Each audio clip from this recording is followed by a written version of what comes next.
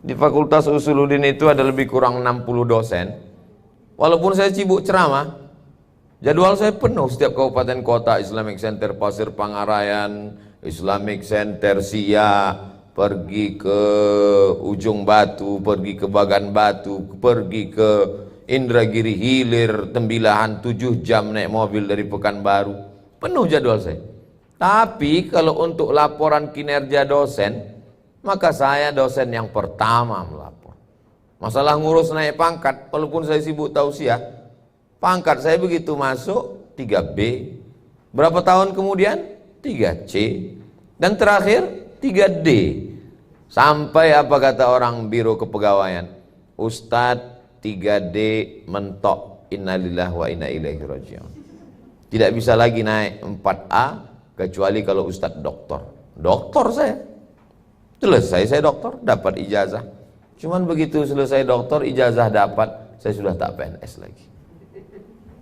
Jadi masalah disiplin, ngurus pangkat, ngurus laporan, jadwal absen, cek log pagi, cek log sore, hampir tidak pernah bermasalah dengan absen. Lalu kemudian pengabdian itu berubah. Yang selama ini mengajar di fakultas, di kampus, di kelas, satu kelas 20 orang sampai 30 orang, maka setelah itu pengabdian berpindah ke masjid, ke tanah lapang. Satu hari saya hanya sanggup tausiah 3 kali. Pagi tadi di masyarakat umum di Garut, lalu kemudian di pondok pesantren 2000 orang berhadapan dengan santri, lalu kemudian malam ini dengan bapak-bapak, ibu-ibu. Dalam 1 tahun saya pergi ke kabupaten, provinsi, setiap provinsi 2 kali saya datangi. Provinsi Sumatera Barat 2 kali, Provinsi Sumatera Utara 2 kali, Provinsi Kepulauan Riau 2 kali. 6 bulan sekali saya datang, sekali datang saya di sana 3 hari.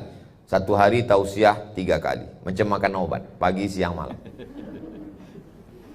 Jadi mindset mesti diluruskan bahwa sebenarnya kita tidak pernah pencen. Jadi kalau bahasa orang Malaysianya pencen. Di Malaysia, Kuala Lumpur, saya pernah 1 tahun kuliah di UKM, Universiti Kebangsaan Malaysia. Biasanya kami kalau mau belanja itu ada namanya pasar malam. Di pasar malam itu ada jual ayam. Ayam yang paling murah itu namanya ayam pencen. Kareh bana dagingnya. Karena ayam petelur yang sudah bisa tak betelur lagi. Ternyata ayam pun kalau sudah pencen murahnya. Ayam pencen. Jadi kita bukan ayam. Kita hanya beda pengabdian. Makanya kalau kita lihat, saya banyak itu melihat orang tua-tua mengabdikan ilmunya, kemampuannya. Ada yang di masjid, ada yang di organisasi sosial kemasyarakatan, ada yang masuk ke partai menjadi calon anggota legislatif. Cuman kalau untuk masuk calon ini jantung agak kuat sekete. So kalau indak capek mati. Lalu kemudian ada yang masuk ke Ormas, Nahdlatul Ulama, Muhammadiyah, PRT, Persis. Dan pengalaman mereka, apalagi ini pengalamannya ada yang 20 tahun, ada yang 41 tahun, guru 21 orang, dinas 26 orang. Maka sesungguhnya yang pertama yang perlu diperbaiki itu adalah mindset. Mind, otak, settingan, susunan cara pandang kita. Karena kalau sudah mindsetnya salah, kita akan minder, kita akan tidak rasa percaya diri, kita akan merasa down, kita akan merasa jatuh, kuper, tidak mau bergaul, akhirnya kita di rumah saja, hanya menonton sinetron. Sinetron pun yang ditonton menaikkan asam urat dan gula darah. Baca kaknya, bekelainya di sinetron tu ange hati awak, tidak bermanfaat sama sekali. Tapi kalau kita memahami bahwa ini adalah pengabdian, apalagi guru itu tidak ada istilah berhenti mengabdi. Dan saya adalah guru. Saya guru mengajar di kampus. Setelah saya berhenti jadi PNS, saya tetap guru. Hanya saja mengajarnya di masjid, ngajarnya di hotel, ngajarnya di kantor dinas, di lapangan sepak bola. Guru digugu, ditiru, tidak pernah berhenti dalam pengabdian.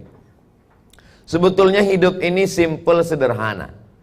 Yang sulit, susah itu adalah memikirkan cakap orang.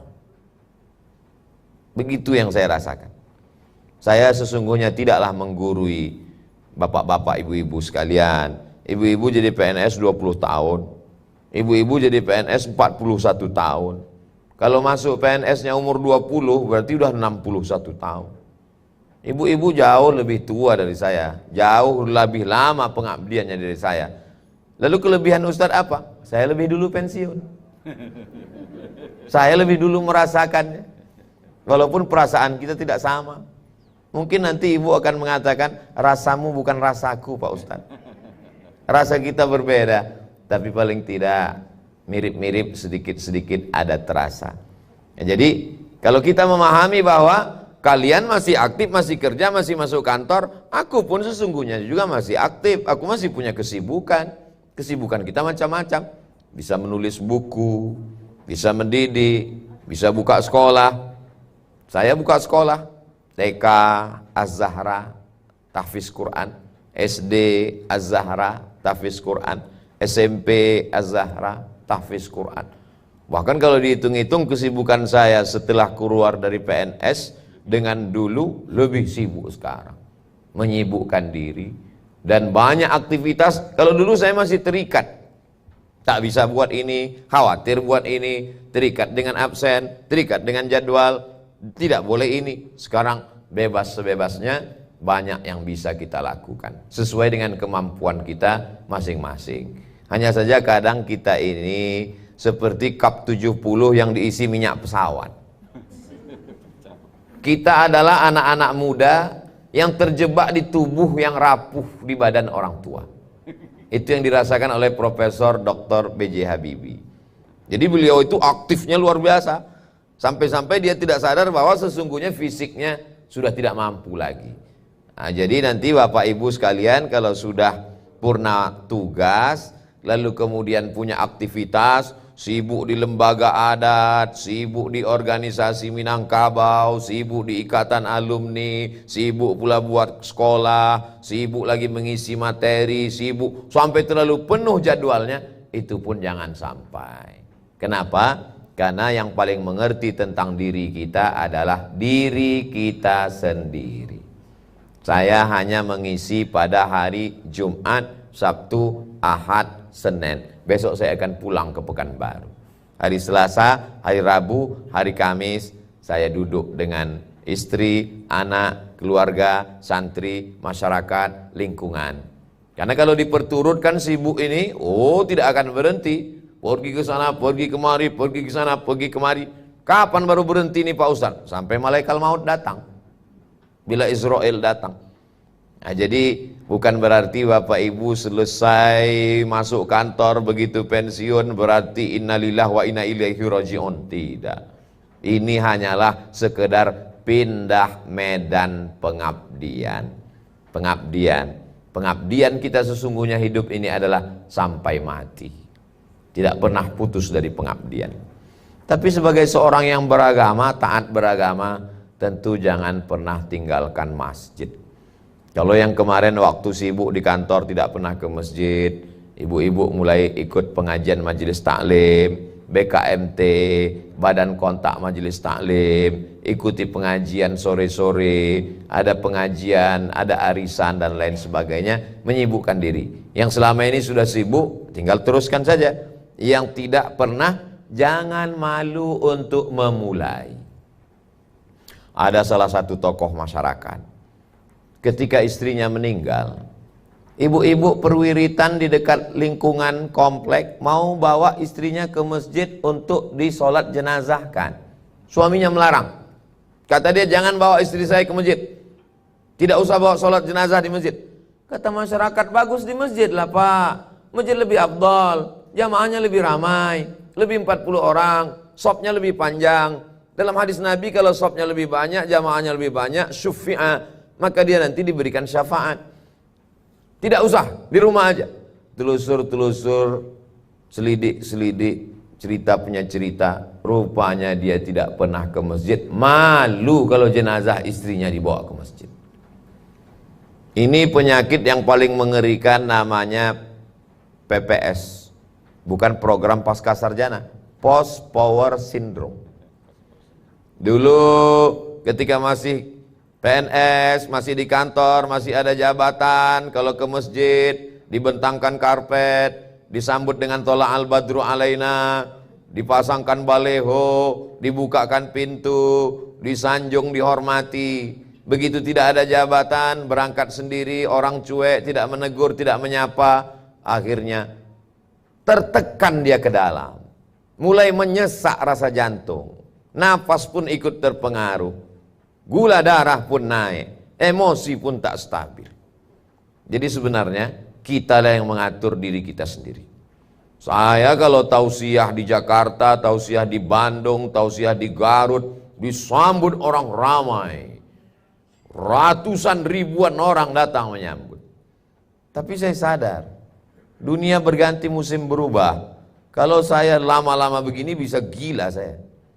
Maka kalau saya pergi ke Pekanbaru, saya jalan sendiri. Saya naik motor sendiri, jalan sendiri. Cari tempat parkir, diusir orang. Jangan parkir situ Pak, sana. Iya tak apa. Supaya kita membiasakan diri. Karena kalau tidak nanti kita gila hormat. Kita gila sanjung. Kalau saya ada urusan-urusan, saya ngantri ikut. Supaya merasakan bagaimana rasanya ngantri. Saya belanja ke pasar, pasar pagi Arengka, saya bawa, saya belanja. Saya tawar-menawar, saya beli ikan, saya beli sayur. Supaya apa? Supaya kita hidup bersosial, tidak tinggal di menara gading yang tinggi, ketika jatuh ke bawah sakitnya luar biasa. Jadi apa yang saya lakukan pribadi untuk diri saya adalah karena saya paling mengerti tentang diri saya.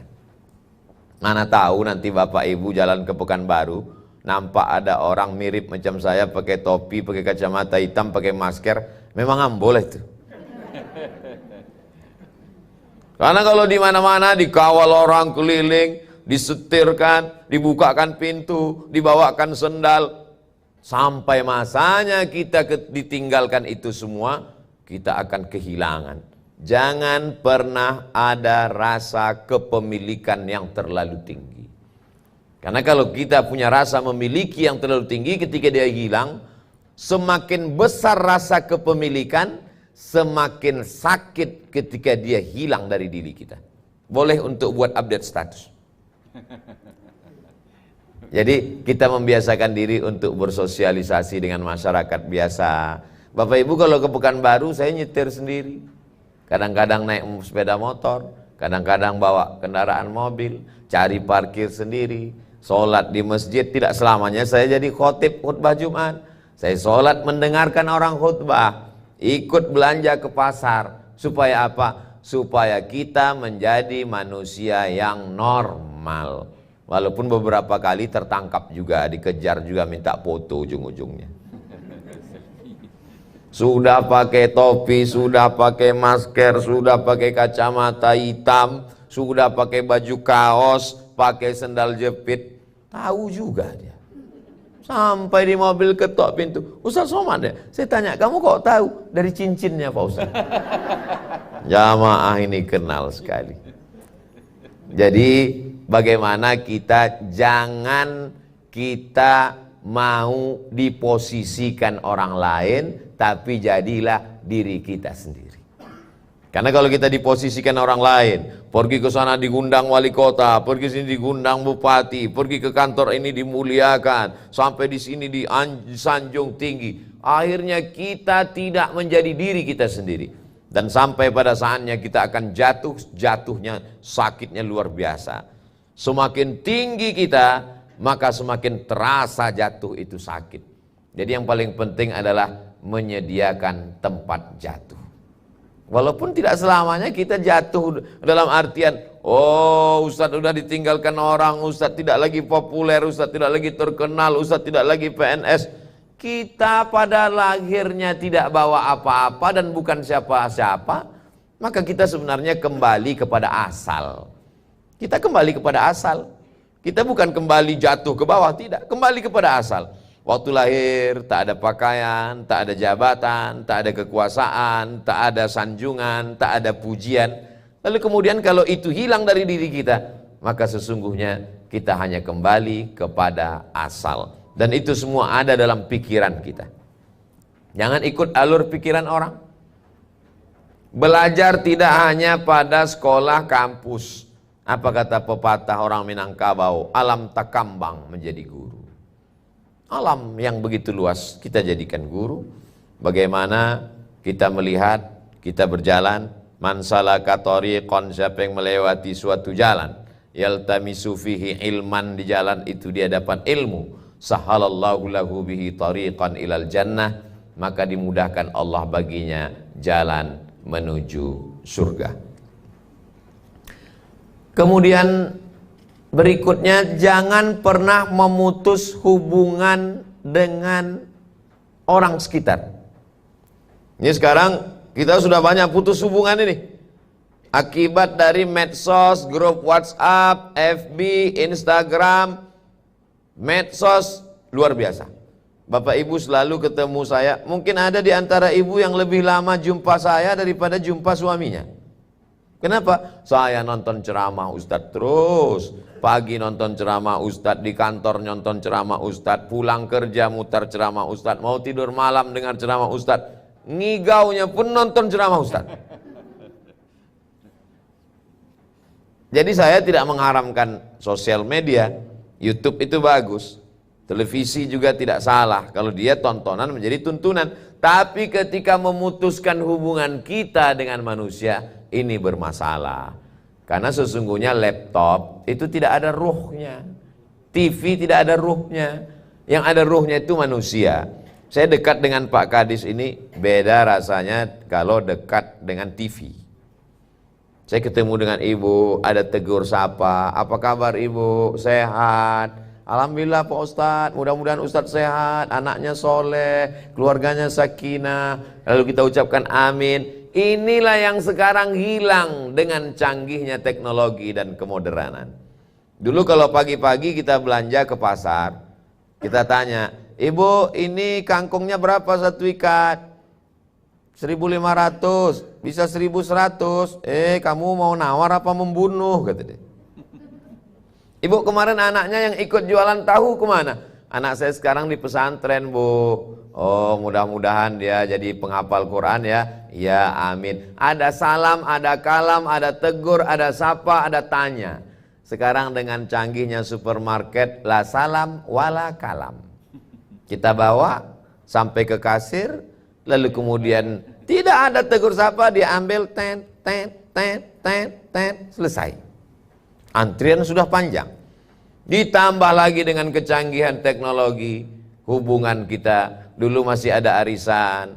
Dulu kalau ada orang akikah anak, kita datang. Selamat ya, semoga jadi anak soleh. Sekarang tinggal kirim berita saja. Semoga menjadi anak yang soleh. Lalu diaminkan oleh kawan di FB. Amin, amin, amin, amin, amin, amin. Dulu kalau ada yang meninggal kita takziah. Syukur-syukur bisa datang sholat jenazah. Kalau tidak bisa datang ke pemakaman. Tak juga bisa datang ke tahlil malam pertama. Tak juga bisa ketemu di mana kita ucapkan bela sungkawa, mohon maaf saya tak datang. Sekarang sudah tidak ada lagi.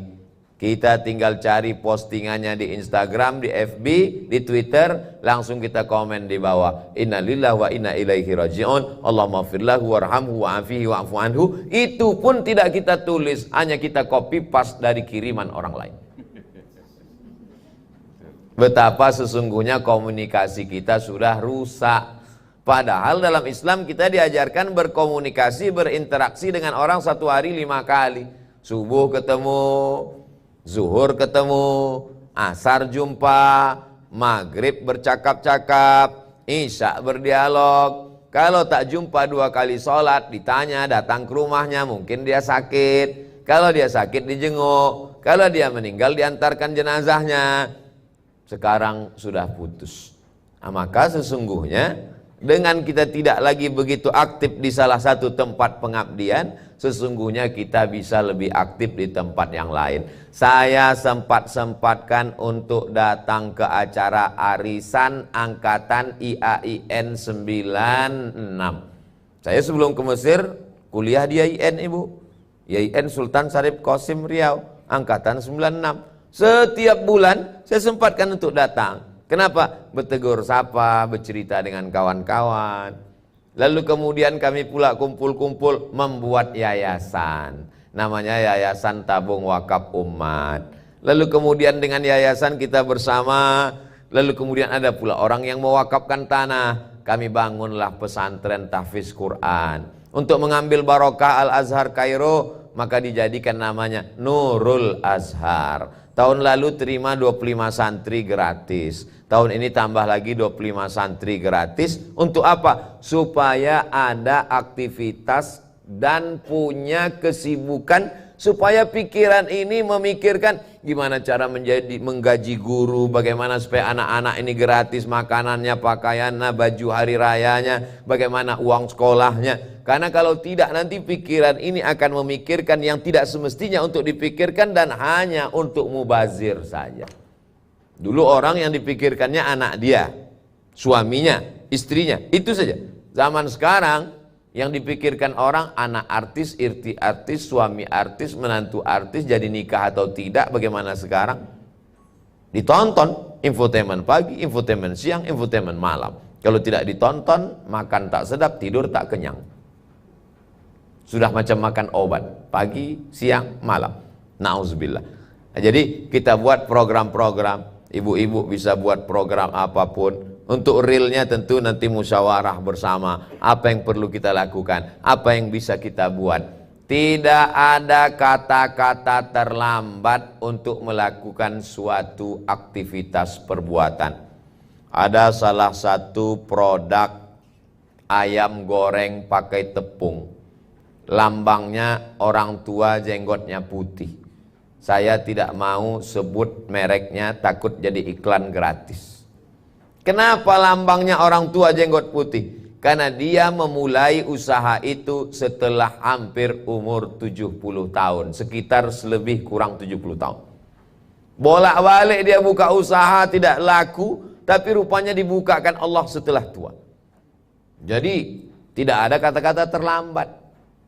Terlambat menuntut ilmu, S1 22, S2 25, S3 27. Dalam Islam tidak ada batasan umur. Utlubil ilma minal mahdi ilal lahdi. Dari buayan hingga ke liang lahat.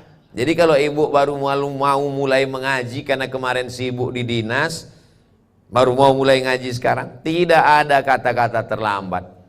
Ngaji Iqra yang belum bisa baca Quran, kaji tahsin. Saya tahsin sudah Pak Ustadz, tapi mau yang naram ada bayati sobahi sikanahawan jahar karas. Boleh. Saya mau ngaji lebih tertarik pada kajian tafsir Pak Ustadz. Apalagi kita di Bukit Tinggi di Sumatera Barat. Para alim ulamanya banyak sekali, ahli-ahli tafsir, doktor-doktor dari Al-Azhar Kairo Mesir. Macam-macam. Dari mulai Ustadz awal zaman sampai akhir zaman. Ustadz Zulkifli Muhammad Ali, Ustadz akhir zaman, Ustadz Jel Fathullah, macam-macam, senior-senior saya, pondok-pondok pesantren begitu banyak. Begitu juga dengan ibu-ibu yang dulu mengajarnya di sekolah, lalu sekarang mulai ingin membuat sekolah khusus untuk pendidikan anak-anak atau membuka konseling dan lain sebagainya. Tapi Pak Ustadz, kalau kami yang buat gimana cara supaya dikenal orang? Nanti saya buatkan video endorse-nya. Hubungi putra beliau, tim Ustadz Somad di Sumatera Barat. Jadi jadwal saya di seluruh Sumatera Barat itu beliau yang mengatur.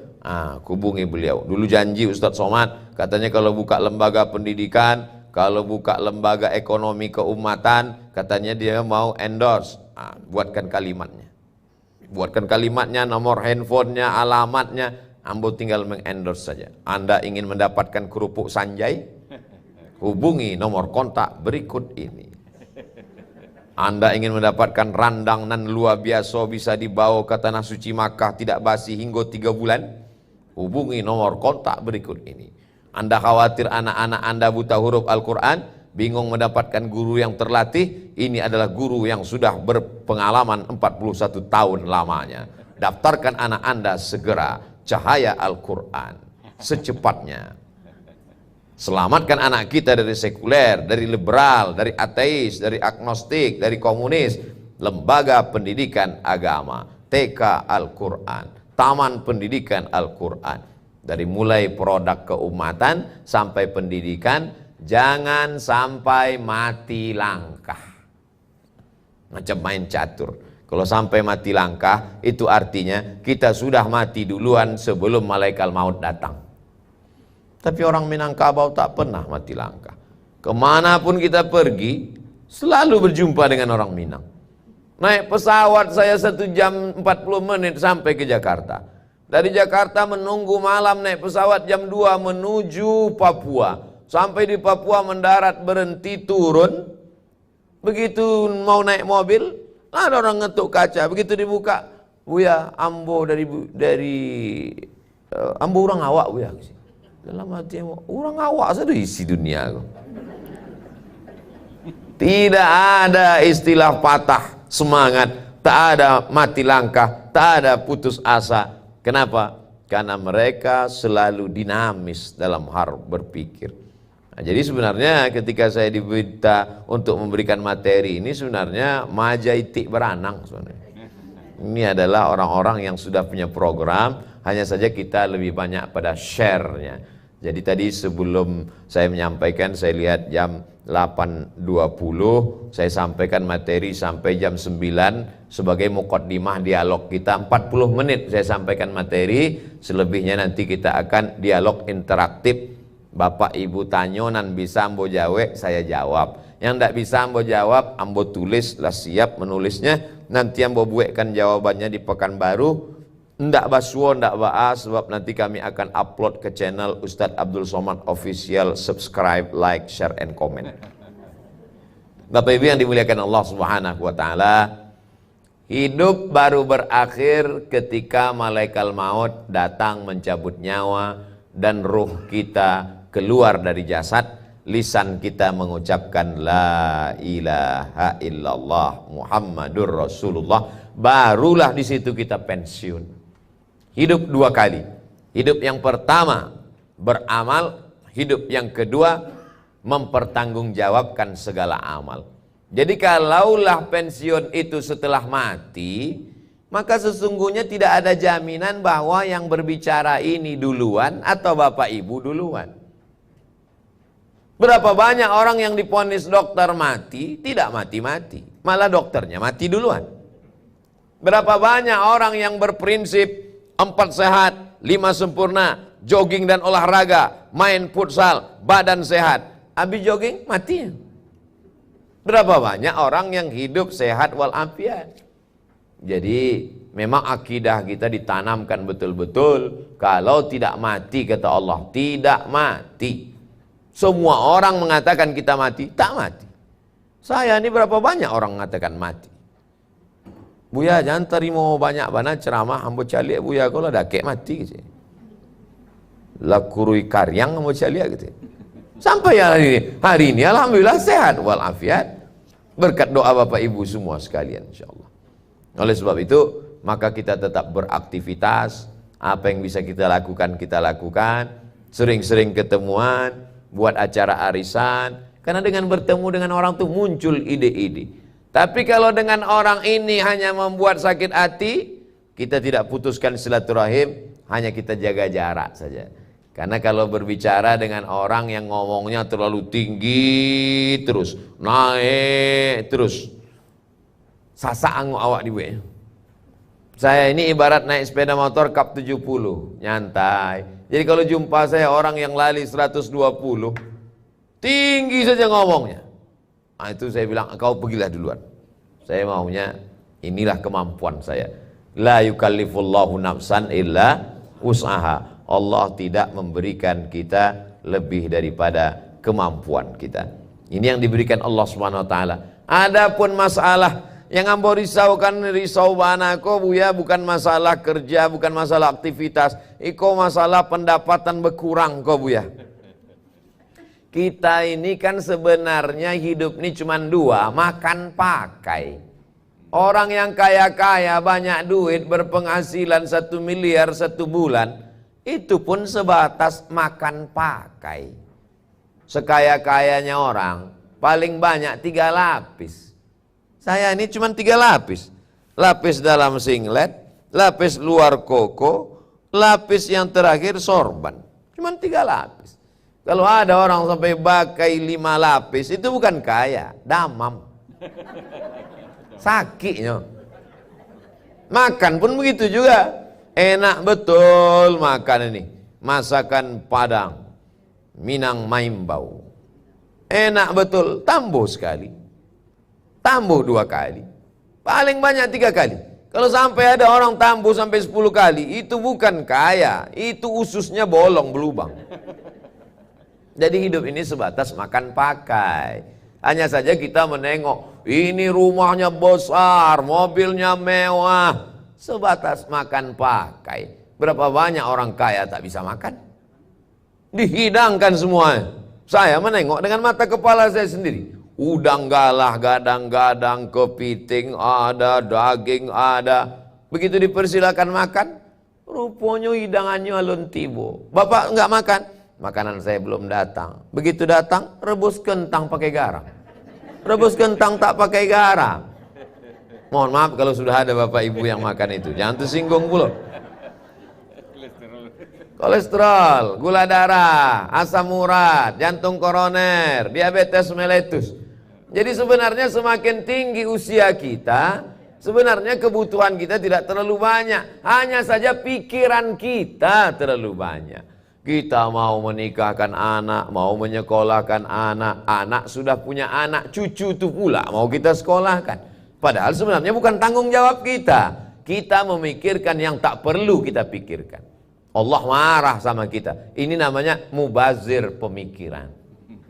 Sayang pada anak boleh, tapi terlampau sayang pada anak sampai menyusahkan hati. Ingat, kalau kita mati, anak belum tentu ingat ke kita. Yang ingat ke kita hanyalah anak yang soleh. Sayang kepada cucu sampai tak ke masjid. Sayang kepada cucu sampai tak ikut pengajian. Ingat bahwa kalau kita mati, cucu tak ikut. Dia hanya ikut menikmati harta warisan kita. Tapi jangan gara-gara ini tak sayang ke cucu. Ustadz provokator ini merusak kasih sayang saya ke cucu. Enggak, saya hanya ingin kita memberikan porsi sayang sesuai dengan kadar yang semestinya. Lebih daripada itu maka sesungguhnya kita tidak adil. Adil adalah menempatkan sesuatu pada tempatnya. Makan secukupnya, minum secukupnya. Rajin puasa sunat, bagus. Coba ingat-ingat, kalau ibu punya anak 3, maka sesungguhnya ibu meninggalkan puasa berapa kali? Saat mengandung dia tak puasa 30 hari. Menyusukan di tahun pertama tak puasa 30 hari. Menyusukan tahun kedua 2 tahun tak puasa 30 hari. 1 anak puasa ibu tinggal 90 hari. Mau diqadha, sibuk perjalanan luar dinas, mengajar, rapat, masuk kantor. Sekaranglah masanya mengganti itu dengan banyak-banyak puasa sunat. Itu kan perempuan Pak Ustadz. Rupanya bapak-bapak tak ada tinggal puasanya. Bapak selama kerja memang tak pernah puasa Pak Ustadz. Inilah masanya mengqadha puasa yang tinggal-tinggal dulu. Amak ambo umur 71 tahun waktu meninggal. Hari Senin habis makan sahur, mau berwuduk ke kamar mandi, sakit kepalanya, tak sempat sholat subuh, meninggal. Karena dia tak pernah tinggal puasa Senin Kamis. Saya bilang, waktu aku dalam kandungan mak 30 hari, mak tak puasa. Saat menyusukan 30 hari. Tahun kedua 30 hari. Untuk aku aja 90 hari mak tak puasa. Anak mak 2, aku dengan adik. Untuk adik 90 hari mak tak puasa. Bagaimana cara aku menggantinya? Puasa Senin Kamis. Tapi kalau mak tak sanggup, kasih tahu, ku bayarkan fidyah. Tak pernah tinggal puasa Senin Kamis. Sehat badannya. Bisa masih sanggup naik bis ke Medan dari Pekanbaru untuk Kenduri menyambut bulan suci Ramadan. Tidak pernah sakit. Darahnya normal. Ini semua kesehatan yang diajarkan oleh Nabi Muhammad sallallahu alaihi wasallam. Jadi sebenarnya beban kita ringan, hanya saja kitalah yang menambah beban yang sebenarnya bukan beban kita. Adapun yang lain-lain, maka sesungguhnya kita adalah apa yang kita pikirkan. Kita adalah apa yang kita pikirkan. Benar berpikir, benar berucap, benar beramal. Salah pikir, salah amal, salah cakap, salah semuanya. Semua berawal dari pikiran. Luruskan pikiran, maka sesungguhnya pembekalan-pembekalan tadi diberikan oleh motivator kita Ustadz Ardi, motivator nasional, punya bisnis luar biasa. Mungkin Bapak dibangkitkan semangatnya, tapi yang diluruskan itu sebenarnya adalah pemikiran tentang menjalani kehidupan. Itu saya kira pengantar dialog kita pada kesempatan ini. Selanjutnya saya serahkan ke Pak Kadis, mungkin ada yang ingin ditanyakan. Terima kasih. Wassalamualaikum warahmatullahi wabarakatuh. Terima kasih Ustadz. Baik, sekarang sesuai dengan rencana, silahkan kita beri termin pertama dulu untuk 3 orang Ustadz. Pak, silakan. Ya, silakan untuk 3 orang dulu. Silakan Pak Zal. Ya. Assalamualaikum warahmatullahi wabarakatuh. Waalaikumsalam. Yang akan saya tanyakan cuma sedikit Ustaz, mengenai riba. Bagaimana mengatasi riba Ustaz? Terima kasih. Yang kedua. Ibu. Sebutkan namanya dulu. Bismillahirrahmanirrahim. Assalamualaikum warahmatullahi wabarakatuh. Waalaikumsalam. Nama saya Ismail Ehni, panggilan Ehni Ustaz. Sesuai acara kita hari ini, pembekalan purna tugas, yang kami rasakan selama ini Ustaz, dari hampir mau pensiun ini, sudah mulai terasa evaluasi diri. Banyak hal-hal yang rasanya ya tertinggal ibadah.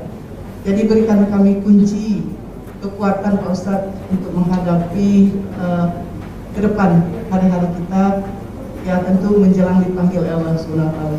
Terima kasih Pak Ustadz. Assalamualaikum warahmatullahi wabarakatuh. Waalaikumsalam. Satu lagi.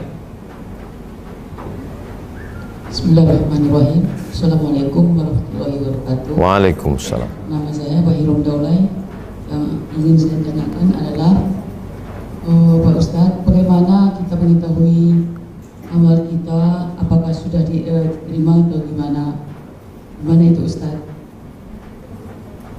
Bagaimana kita mengetahui amal kita diterima oleh Allah Subhanahu wa taala? Terima kasih. Assalamualaikum warahmatullahi wabarakatuh. Waalaikumsalam warahmatullahi wabarakatuh. Ada 3 Ustaz. Ya. Mohon diberikan pencerahan. Yang pertama, bagaimana mengatasi riba. Jadi bapak-bapak peserta pembekalan purna tugas pulang ke Bukit Tinggi, tarik semua tabungan yang ada di bank konvensional, pindahkan ke Bank Nagari Syariah. Bank Nagari Syariah menuju syariah murni. Jadi Bank Aceh sudah jadi syariah, Bank NTB sudah menjadi syariah. 2 bank menuju dalam proses sedikit lagi. Yang pertama Bank Nagari, yang kedua Bank Riau Kepri. Jadi di antara cara kita mensupport bank syariah, tarik semua dari konvensional, alihkan ke Bank Nagari Syariah. Adapun nanti kalau kita dapat keuntungan, itu namanya mudharabah bagi hasil. Adapun pegawai yang menyekolahkan SK, Arah pertanyaannya mana itu Ustaz? Arahnya mana itu Ustaz? ada takut hilang. Ambo termasuk disabui dosen bodoh. Sebab selama 10 tahun jadi PNS tidak pernah SK itu ambo sekolah. Jadi dia oh kalau begitu Ustaz orang kayo. Dah, ambo orang biasa.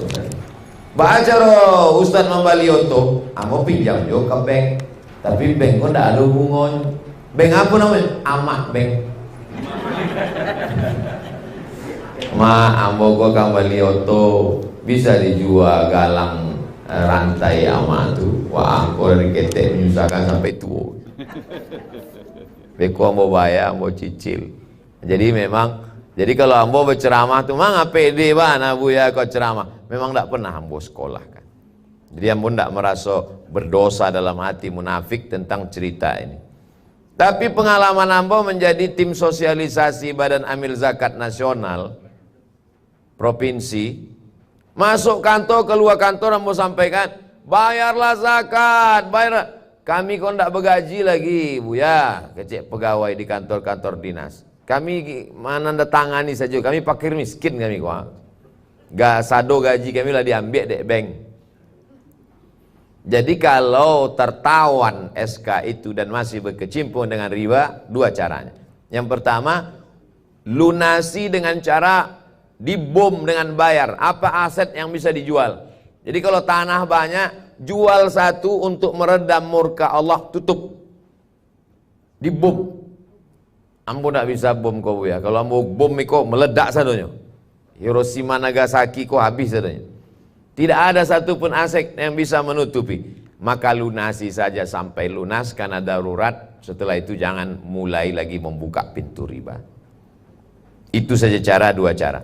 Kalau ada aset yang bisa dijual untuk menutupi, tutupi, lunasi. Tapi kalau tidak ada, tidak boleh menjual rumah karena rumah adalah kebutuhan pokok. Makanan, tempat tinggal itu pokok. Tak boleh dijual. Lunasi saja. Setelah itu, jangan gara-gara sudah mengaji lalu kemudian tak mau membayar. Ini banyak juga ini. Bapak tak bayar, riba kecil. Rupanya dek cadiak surang. Padahal dia sudah menandatangani. Jadi banyak juga orang melapor ke saya. Ini Pak Ustadz banyak orang sudah pengajian dia tidak mau bayar. Saya bilang tidak bisa. Karena dia menandatangani itu dengan penuh kesadaran. Ada hitam di atas putih, dia mesti bayar. Nah ini caranya cuman bayari lunasi, setelah itu jangan lagi bergelimang dengan riba. Sekarang banyak orang mau hidup tenang tapi dipenuhi hutang. Ambo kuliah di Mesir tidak ada hutang. Hidup ambo tidak kayo, tapi ambo tidak mau berhutang. Memang dari dulu. Pulang ke Pekanbaru, hidup ambo sangat sederhana. Ambo tidak mau berhutang. Sampai kini, tidak ada hutang. Bagi ambo lebih baik ambo hidup apa adanya daripada ambo malam akan lalu sadu ambo hutang. Kini orang ingin menunjukkan high style. Menunjukkan depan banyak bahwa dia perfect, sempurna, tapi hutang. Semua yang ada di rumah hutang. Ceret pun hutang. Satu-satunya yang lunas cie, bininya. Dek Pak Kuah.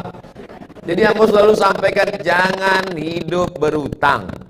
Karena orang mati menghadap Allah, di antara yang menghalangi roh adalah hutang. Ayat yang paling panjang dalam Al-Quran Al-Baqarah 282, ya ayyuhalladzina amanu, wahai orang beriman, idza tadayantum, kalau kamu menjalin transaksi hutang piutang, bidainin hutang piutang. Oleh sebab itu, tapi bagi yang sedang berhutang, jangan gara-gara ini besok subuh tidak boleh.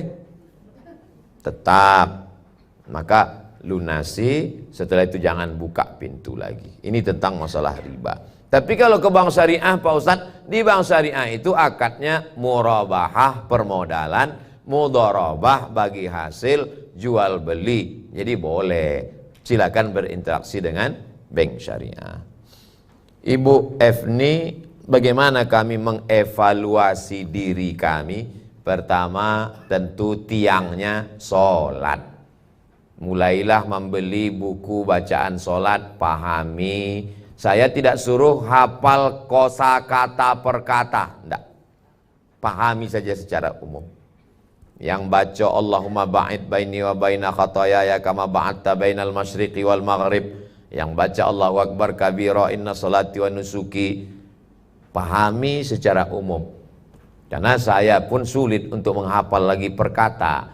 Beli juz amma terjemahan supaya semakin khusyuk solat kita kalau kita pahami satu persatu. Solatnya dulu, kualitas solat.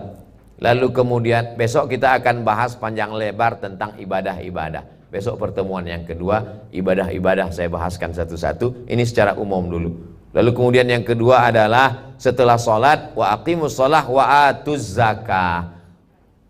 Zakat saya Pak Ustadz tak ada lagi karena tak cukup. Infak dan sodaqah. Jangan sampai tidak berinfak sodaqah. Diutamakan yang sekeliling dekat rumah dulu. Ada tetangga kelaparan. Kalau ada tetangga, ada keluarga. Keluarga lebih dulu. As-sadaqatu 'alal fuqara sadaqah, was-sadaqatu 'alal qurba sadaqatun wasilah. Kalau sedekah kepada tetangga nilainya cuma satu, sedekah. Tapi kalau sedekah kepada keluarga yang susah nilainya dua, sedekah dan menyambung tali silaturahim. Tapi biasanya orang tak mau sedekah ke keluarga, dia lebih mau sedekah ke orang lain. Karena kalau sedekah ke keluarga ini banyak kurang banyak. Masa keluarga cuma ngasih segitu, kata dia. Maka orang lebih mau memberi ke orang lain. Lalu kemudian setelah sedekah adalah puasa. Coba hitung puasa-puasa dulu yang sanggup puasa. Yang tak sanggup puasa jangan paksakan, karena Allah tidak mewajibkan, tidak memaksakan. Maka wa 'alal ladzina yutiqunahu, bagi yang tak mampu, fidyatun ta'amu miskin, bayar fidyah. Salat, zakat, puasa. Adapun haji dan umroh itu tidak mampu bagi, tidak mau, wajib bagi yang tidak mampu. Saya insya Allah duit berangkat ada, tapi saya tak sanggup cucuk hidung 5 kali kok. Akan berangkat cucuk hidung, masuk pesawat cucuk hidung, sampai ke Makkah cucuk hidung, ke Masjidil Haram cucuk hidung, pulang dari Makkah sagadang terowongan Mina hidung apa. Untung ada masker tertutupinya. Nah, oleh sebab itu jangan paksakan diri. Jangan paksakan diri untuk haji, untuk umrah, karena itu man istata'a ilaihi sabila, bagi yang mampu. Itu aja dalam rukun iman. Syahadat, salat, zakat, puasa, haji. Adapun ibadah yang lain, silaturahim, ikut pengajian, menuntut ilmu, ini ibadah yang sifatnya bukan primer, tapi dia sekunder. Yang pokok-pokoknya, yang tiang-tiangnya tadi, perhatikan. Salat, zakat, puasa, maka insya Allah selamat. Tapi kalau ibu rutin ikut kajian, maka insya Allah nanti akan ada amalan-amalan, zikir-zikir, bacaan-bacaan. Besok kita akan bahas panjang lebar tentang amalan-amalan, dari mulai sholat-sholat sunat, puasa-puasa sunat, zikir-zikir dan lain sebagainya. Kemudian ibu baru daulai halak hita sasudena. Bagaimana tandanya bahwa amal kita itu diterima Allah, Pak Ustaz? Kalau kita baca tafsir Fakhruddin Ar-Razi, namanya tafsir Mafatih Al-Ghaib, namanya tafsir Al-Kabir. Tidak ada yang tahu siapa yang diterima hajinya, apakah mabrur atau mardud. Tak ada yang tahu siapa yang diterima sholatnya, apakah dapat sholat wusta atau tidak. Tak ada yang tahu siapa yang diterima taubat nasuhanya. Tak ada yang tahu siapa yang dapat Lailatul Qadar. Mengapa kita tak tahu? Supaya kita senantiasa berharap dan cemas, jangan-jangan amal kita ini tak diterima Allah. Jadi sampai sekarang belum ada reportnya macam SMS. Sholat Anda sudah diterima. Ada centang birunya. Jadi supaya apa? Senantiasa kita berharap, Rabbana taqabbal minna sholatana wa siyamana wa qiyamana. Terimalah sholat kami, ibadah kami, puasa kami, wa taqasyu'ana wa ta'abbudana. Tapi ciri-cirinya ada. Apa itu ciri amal diterima? Ada perubahan. Sebelum sholat pelitnya minta ampun. Setelah ikut hijrah pengajian, alhamdulillah Pak Ustadz, teman saya itu dulu minta ampun pelit. Kalau makan sama dia pas giliran bayar, pura-pura dia mencret Pak Ustadz. Tapi setelah ikut pengajian Ustadz ini saya tengok ada perubahan. Mau dia bayar? Bayar untuk diri dia sendiri mau Pak Ustadz. Jadilah daripada indah.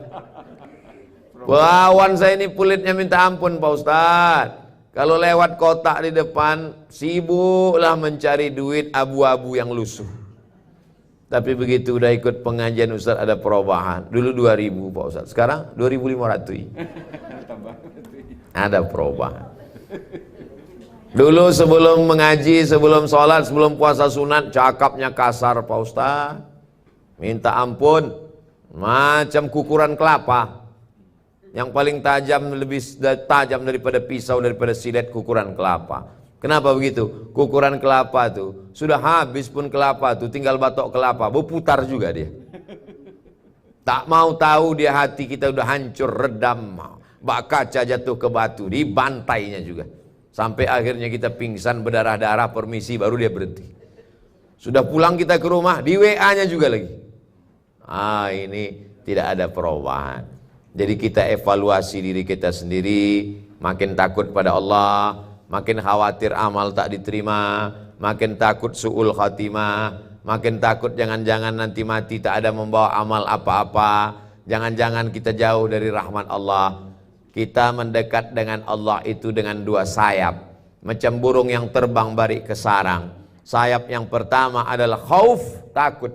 Sayap yang kedua adalah roja, berharap. Takut tak masuk surga, takut masuk neraka, berharap ingin masuk ke dalam surga Allah. Takut tak dapat syafaat, berharap berjumpa dengan Nabi. Maka dalam surat Al-Kahfi ayat yang terakhir, faman kana yarju liqa'a rabbih, siapa yang berharap berjumpa dengan Allah, falyamal amalan salihah, hendaklah dia beramal saleh, wala yusyrik bi ibadati rabbih ahada, jangan syirik mempersekutukan Allah. Itu Ibu Daulay. Demikian, wallahu a'lam bishawab. Boleh? Boleh? Masih dibuka untuk satu terminal lagi untuk 3 orang lagi. Silakan Bapak Edianto. Tidak pandai media. Terima kasih Pak Ustadz. Yang mau kita tanyakan, kita selaku nazir wakaf, Ya. ada tanah yang diwakafkan orang, Ya. boleh nggak tanah ini berpindah tangan? Kalau tidak, kemana harus kita manfaatkan tanah wakaf ini? Terima kasih Ustaz. Lanjutnya. Ada lagi ibu-ibu yang lain? Ya, Bu Z, silakan. Bu Zul Z3. Assalamualaikum warahmatullahi wabarakatuh. Terima kasih Ustaz atas kesempatan. Ibu. Saya Ustaz Zul Z3. Zul Zetri. Yang akan ditanyakan masih terkait dengan riba Ustaz. Gaji kami ASN itu di bank yang Bank Nagari belum syariah. Itu yang pertama, apa upaya?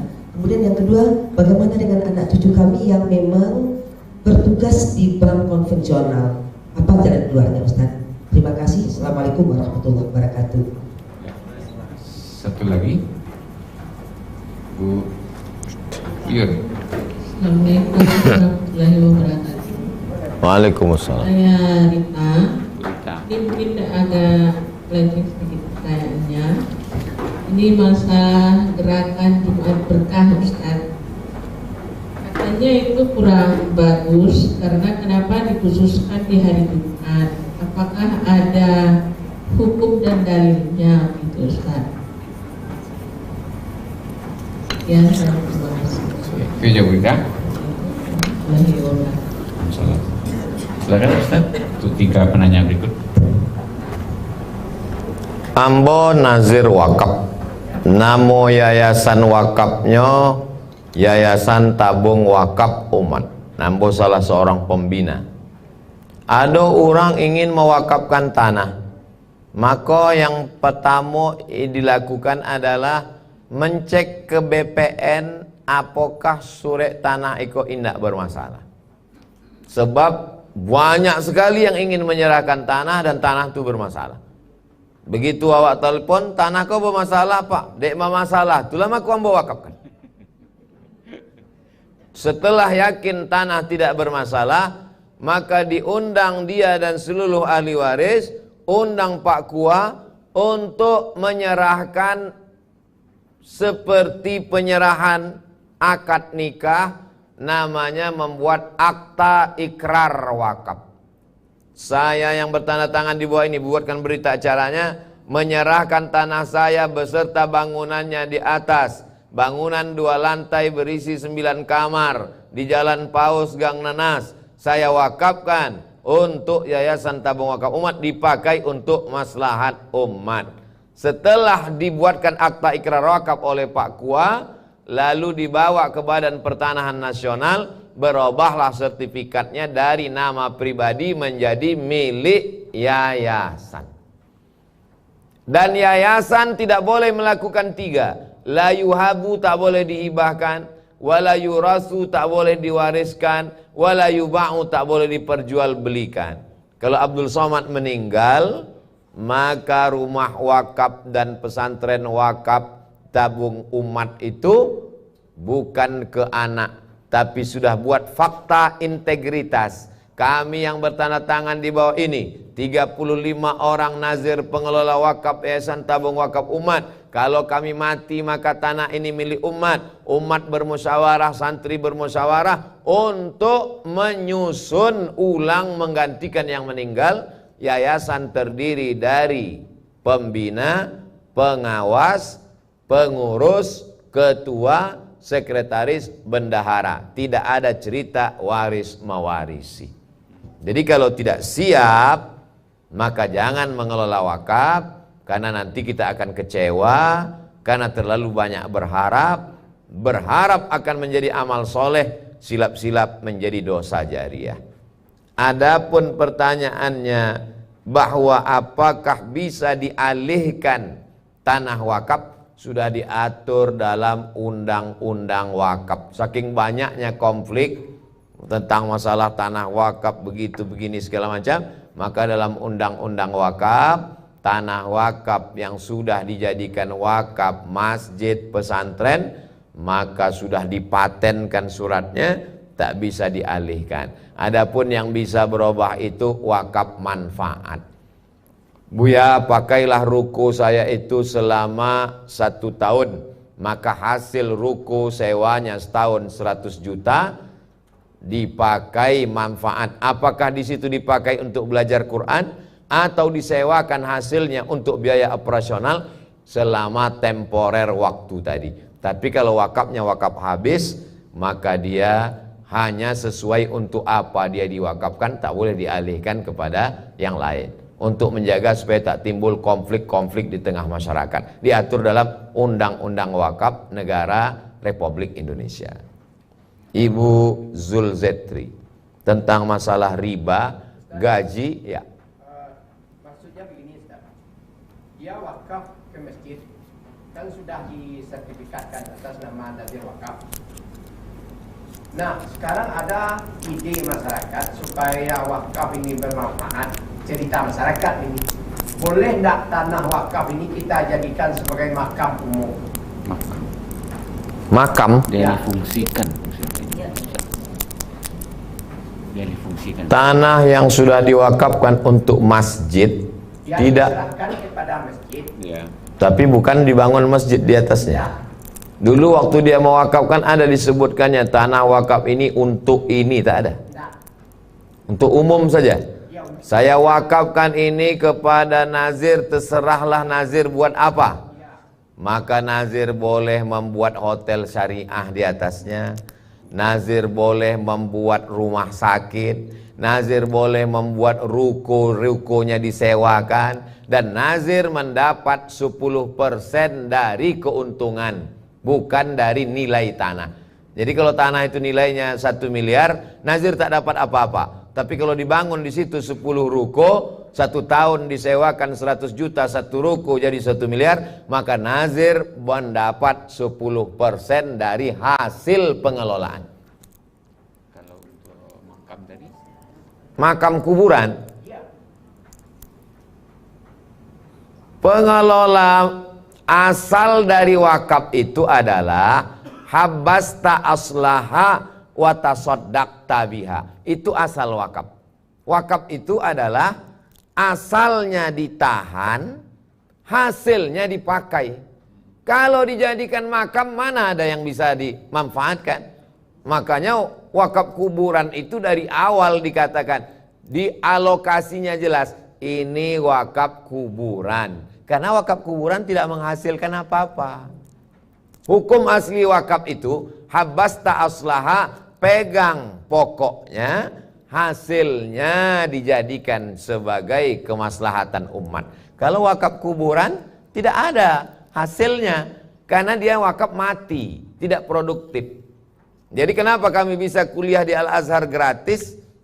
Bukan karena tanah kuburan, tapi karena wakaf Al-Azhar itu dibangun rumah sakit Husain namanya, dibangun ruko-ruko. Al-Azhar itu dulu lebih kaya daripada pemerintah Mesir, saking kan luasnya tanah wakaf Al-Azhar.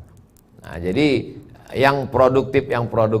Adapun untuk wakaf tanah kuburan, itu alokasinya mesti dari awal itu ditetapkan. Ini tanah panjangnya 22 meter kali 60, saya beli di samping makam emak saya. Ini untuk wakaf kuburan, tak boleh dipakai untuk yang lain. Jadi kalau mau keluar dari masalah, masyarakat berkumpul, kumpul duit, cari tanah yang baru untuk pemakaman.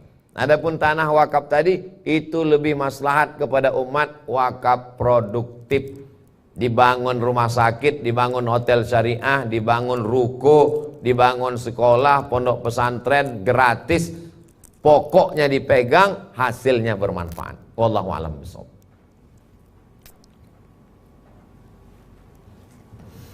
Belum satu lagi, dua. Ibu Zulzetri, bagaimana transfer melalui bank konvensional? Saya dulu lama juga transfer melalui bank konvensional sebelum pindah ke BRI Syariah. Jadi dia hanya sekedar numpang lalu saja, numpang lewat. Begitu dapat, langsung ambil, pindahkan ke Bank Nagari Syariah. Jangan biarkan dia dalam. Kalau dibiarkan dalam, dia akan diputar. Tapi kalau misalnya ibu tinggal di kampung, tidak ada bank syariah, yang ada bank konvensional. Kalau disimpan di rumah, duit hilang. Boleh meletakkan uang di bank konvensional, tapi kalau dapat bunganya jangan diambil, karena bunganya riba. Lalu bunganya dipakai kemana? Kata Syekh Yusuf Al-Qardawi, boleh dipakai untuk masalih ammah, kepentingan umum. Kepentingan umum itu contohnya apa? Membuat jembatan, WC umum, pondok pesantren, masjid, bukan dinikmati pribadi. Bagaimana dengan anak menantu, sahabat, kerabat yang kerja di bank konvensional? Maka dia mesti resign, pindah ke bank syariah. Kalau ada usaha lain yang bisa, walaupun gajinya mungkin lebih rendah, dia pindah. Karena la'anallahu akilar riba, Allah melaknat orang makan riba. Wa mukilahu, orang yang dikasih makan riba. Wa katibahu, pegawai pencatatnya. Wa syahidaihi, yang menjadi saksinya. Kulluhum sawa, semua mereka kena riba. Na'udzubillah. Tapi kalau dia dalam keadaan darurat, istri sedang hamil tua, kerja di bank konvensional, motor kredit, kalau dia keluar resign, mati, maka tak boleh dia memilih mati. La tulqu bi aidikum ila tahlukah, tak boleh kamu pilih mati. Sementara di situ, tapi ingat kata sementara. Yang namanya sementara itu sebulan kah, 2 bulan kah, 6 bulan kah? Kau kenapa belum resign juga? Ini sementara. Mengandak keluar dari situ, sementara mati. Oh enggak, itu berarti tidak keluar dari situ. Ibu Rita, katanya gerakan Jumat berkah itu tidak baik Pak Ustadz. Gerakan Jumat berkah itu bid'ah, kecek salapi, amboko 2 lapi. Salapi kau ndak adonan batua. Maulid bid'ah, Isra Mi'raj bid'ah, nuzul Quran bid'ah, halal bihalal bid'ah, baca Yasin bid'ah, batahlil bid'ah, talqin bid'ah. Inyo surang saya masuk surga. Lain daripada itu bid'ah. Bahwa bersedekah, shadaqallahul azim bid'ah, berzanji bid'ah, mencium tangan guru bid'ah. Jadi kita ini tidak bisa mengatakan ini boleh tidak boleh kalau tidak dalil. Kenapa dikhususkan hari Jumat? Karena hari Jumat sayyidul ayyam, induk dari segala hari. Sholawat yang paling banyak, paling bagus hari Jumat. Ada namanya qiyas. Quran, hadis, ijma', qiyas. Kalau membaca surat-surat lebih utama hari Jumat, kalau bersolawat lebih utama dari Jumat, maka bersedekah pun yang lebih afdol pada hari Jumat. Maka pada hari Jumat orang membuat acara Jumat Barokah. Jadi Bapak Ibu yang sudah ikut Jumat Barokah, teruskan. Jadi perbuatan-perbuatan yang baik-baik yang selama ini teruskan. Kalau dikecek salapi iko sase, taruhkan saja sampai nyopane. Teruskan Jum'ah Barokah. Demikian, wallahu a'lam bishawab. Satu lagi, boleh? Cukup. Terserah. Masih ada? Kalau kita buka satu lagi, boleh? Boleh. Masih ada. Silakan, Bu Yu.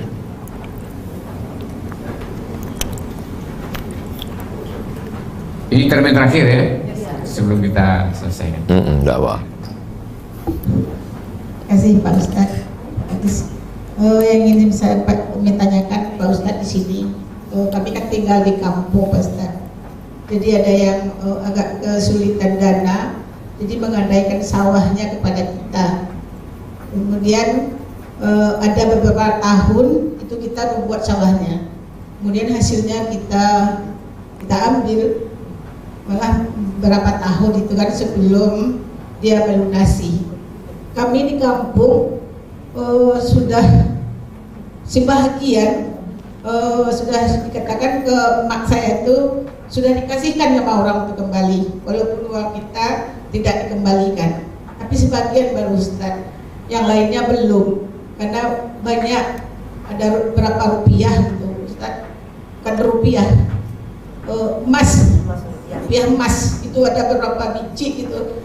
Sampai sekarang masih ada yang belum kami kembalikan sawahnya atau ladangnya. Bagaimana ini Ustadz sekarang masih riba, termasuk riba atau bagaimana Ustadz? Demikian, terima kasih. Assalamualaikum warahmatullahi wabarakatuh. Waalaikumsalam.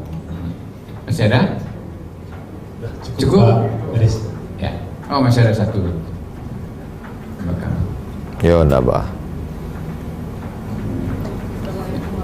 Waalaikumsalam. Yang lain.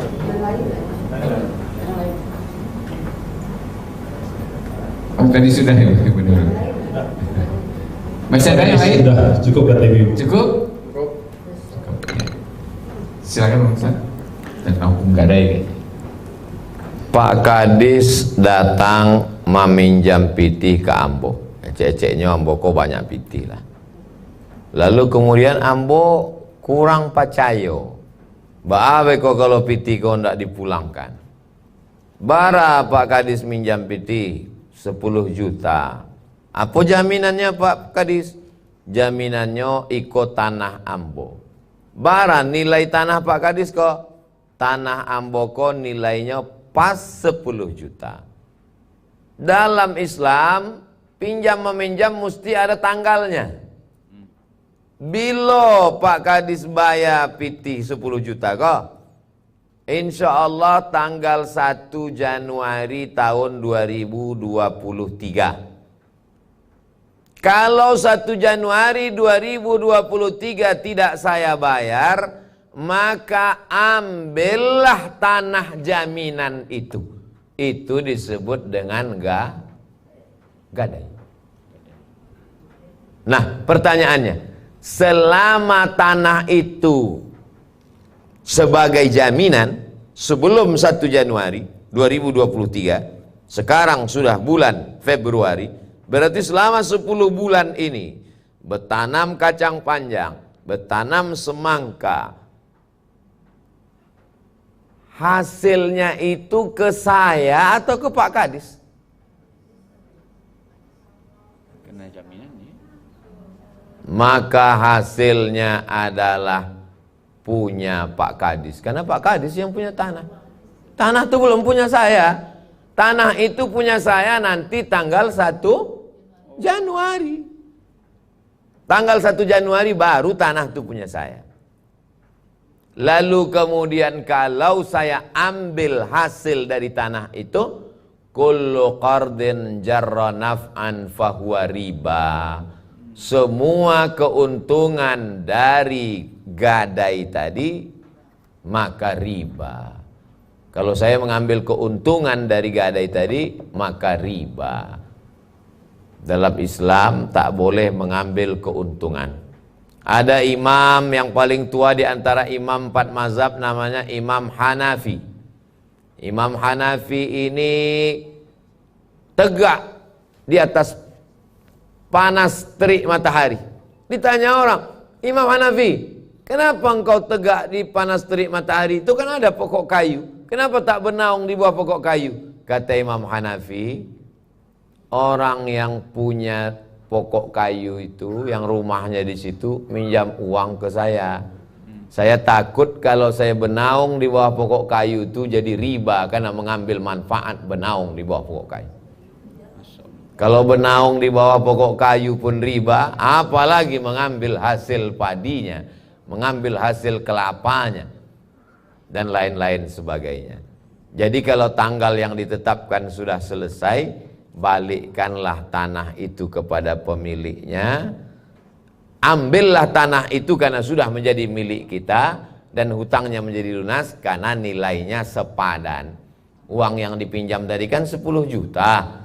Nilai tanah itu 10 juta. Tanah saya ambil, maka duit sudah menjadi milik, habis. Seolah-olah dia menjadi akad jual beli untuk waktu tertentu. Sebenarnya kami sedang akad jual beli, hanya saja nanti terjadi pada tanggal 1 Januari. Jelas? Kalau yang tidak bertempo seperti itu? Tak bisa tak bertempo. Karena dalam Islam yang namanya akad, yang membedakan antara yang halal dengan yang haram itu akad. Baik pada jual beli maupun pada nikah. Maaf cakap. Nikah itu kan pada akad itu letaknya. Begitu juga dengan jual beli, pada akad itu. Gadai menggadai, akad itu. Ini pitih Buya. Pitih apa? Pitih sedekah kah? Pitih wakaf kah? Pitih zakat kah? Kamu mesti ditanya, kalau ada orang lagi pitih, kamu mau tanya, kok pitih apa? Iko pitih zakat Buya. Ambo ndak masuk asnaf zakat. Dia pergi di jamaah Pekanbaru. Iko pitih apa? Ditulisnya situ, zakat. Ambo ndak penerima zakat. Balik kan balik. Ambo balik kan dek, amplopnya ndak terlalu gadang. Kalau satu lemari ambo ambil juga. Serahkan ke Basnas, makasih. Jadi harus jale dari awal apa akadnya. Kalau akadnya tidak jale, disitulah awak nanti akan terjerumus dalam hal yang diharamkan Allah Subhanahu Wa Taala. Jadi sampai borok saja. Ya? Gadai itu sama dengan borok saja. Contohnya Pak Kadis, misal. Ya tadi kan digadaikan sawah. Ya. Nah, tetapi sawah tidak bisa diambil manfaatnya. Artinya kan hanya sebagai borok saja. Sebagai jaminan. Ya, jamin borok kan. Jaminan takut Pak Kadis kok lari ke kantor dinas lain. Gitu aja ya. Nah, kau mau pegang hukum asalnya pinjam meminjam itu tidak ada jaminan kalau kita saling percaya. Ya. Ustadz Somad pinjam ambo 10 juta. Kok Pak Kadis? Ndak perlu ambo jaminkan. Ndak, ambo awak lah lamo, dake rumah awak balanci-lancian ai dapur rumah awak. Allah ndak percaya ke Pak Kadis. Selesai. Tapi kedai ambo ndak percaya, iyo kalau dibayar ya Pak Kadis. Kalau indak, ambo minta jaminan Pak Kadis. Apa jaminannya? Aiko tanah, samo nilai tanah kok, samo ambo pegang. Tapi bukan milik ambo, statusnya sebagai jaminan. Bilonyo jadi milik ambo, maka awak tetapkan tanggalnya 1 Januari. Kalau tidak mampu ambo lunasi, maka menjadi milik ambo. Pitih tadi ambil lah. Wallahu a'lam.